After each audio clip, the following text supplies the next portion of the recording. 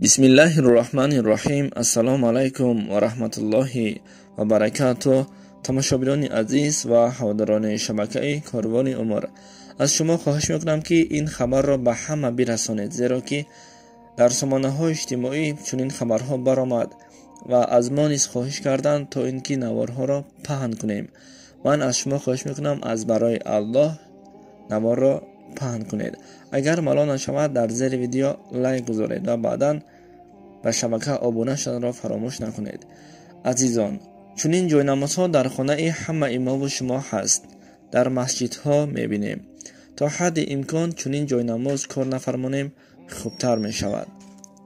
سوال به میان می آید سبب، یعنی که سببش شما دیده ایستادید که در اینجا کعبه معظم، یعنی که رسمی خانه خدا را میبینید. در اینجا باشد رسمی قبر مبارک پیامبرمان محمد مصطفی صلی الله علیه و سلم را نیز میبینید. این را دولت خطا استحصال کرده است، به این هم دولت مسلمان استحصال نکرده است.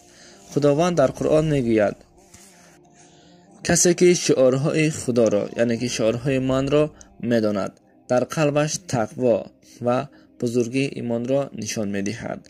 برای همین یک مرد بزرگی گفته بود که اگر در همین جایی که رسمی خانه خدا کعبه و قبر مبارک پیامبرمان هست رسمی پدر و مادرتان باشد، شما به همین راضی میشدید؟ گفته پرسیدند.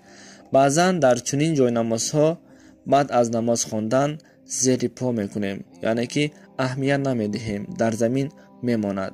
تا حد امکان در خاندان هر یکی ما و شما هست، اما اگر به شما دشوار نشود بعد از خواندن نماز جای نمازهای خود را خوب جمع کرده در جای گذارید که تا زیر پا نشود. مقصد نوار ما خوب میشد که جای نمازی که ادنتانی باشد، یعنی که از یک متا ساخته شده باشد بهترین می بود. خوب دوستان، از شما خواهش میکنم اگر مالا نشود لایک گذارید و نوار را پهن کنید. انشاءالله یک خیر صدقه جاریه می شود. خدا نگهبان.